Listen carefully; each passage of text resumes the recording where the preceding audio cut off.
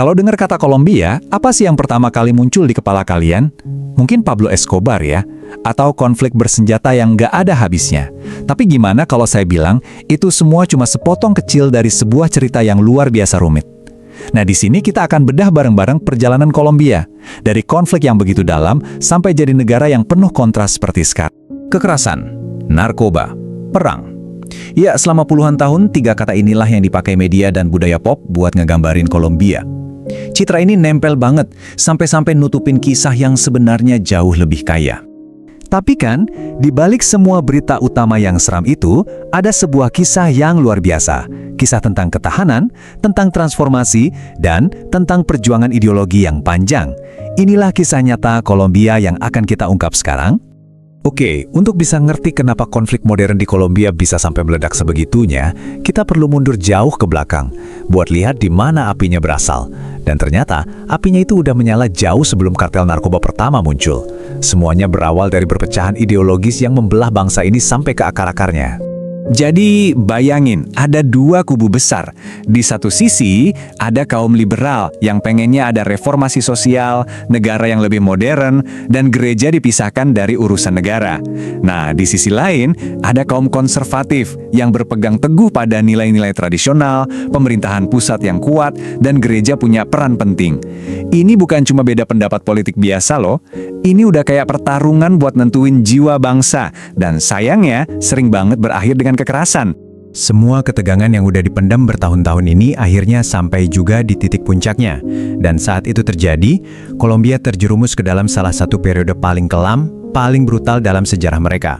Namanya La Violencia, yang artinya kekerasan. Dengar namanya aja udah kebayang yang ngerinya kayak apa. Ini bukan sekedar perang saudara biasa, ini adalah sebuah trauma nasional. Dipicu oleh pembunuhan seorang tokoh politik, kekacauan menyebar ke seluruh negeri, menghancurkan kepercayaan rakyat pada negara, dan meninggalkan luka yang membekas sampai beberapa generasi ke depan.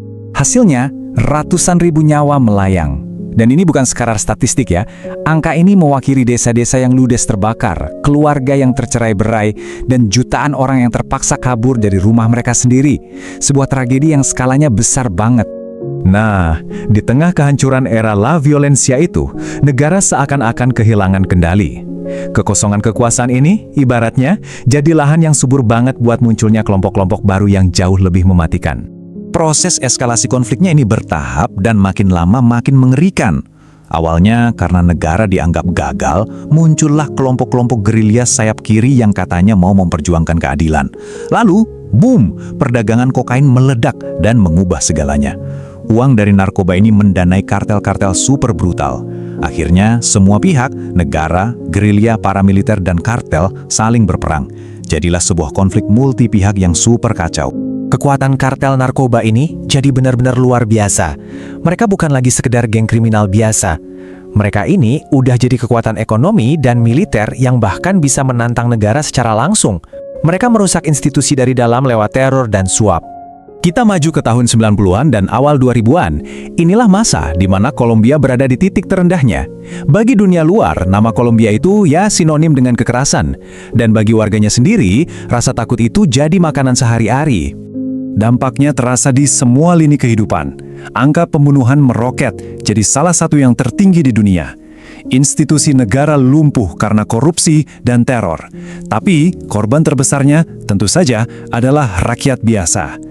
Mereka hidup dalam ketakutan, seringkali terjebak di tengah baku tembak antara pihak-pihak yang berperang.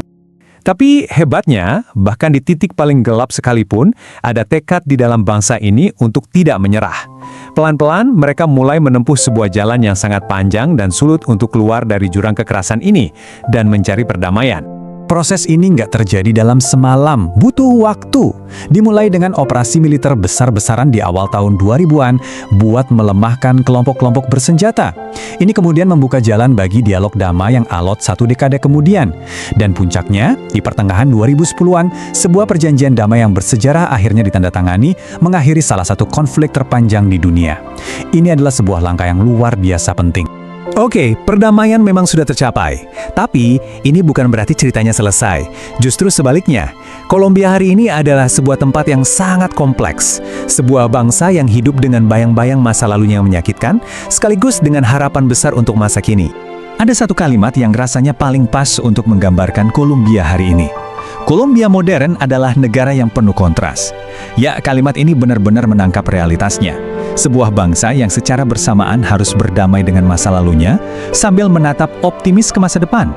Coba deh kita lihat kontrasnya ini. Di satu sisi, beban sejarah itu masih sangat terasa. Masih ada trauma kolektif, luka yang dalam, ketidakadilan yang belum tuntas, dan sisa-sisa kekerasan. Tapi di sisi lain, kita melihat sebuah ketahanan yang luar biasa. Ekonominya terus tumbuh, kota-kotanya penuh energi dan kehidupan, dan budayanya, mulai dari musik, seni, sampai sastra, diakui di seluruh dunia. Inilah dua wajah Kolombia yang hidup berdampingan saat ini. Ini semua akhirnya membawa kita pada satu pertanyaan yang sangat mendasar.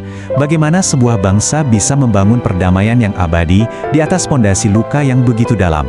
Kisah Kolombia ini adalah pengingat yang sangat kuat bukan cuma untuk mereka, tapi juga untuk kita semua tentang kapasitas manusia untuk hancur, tapi juga untuk bangkit dan membangun kembali.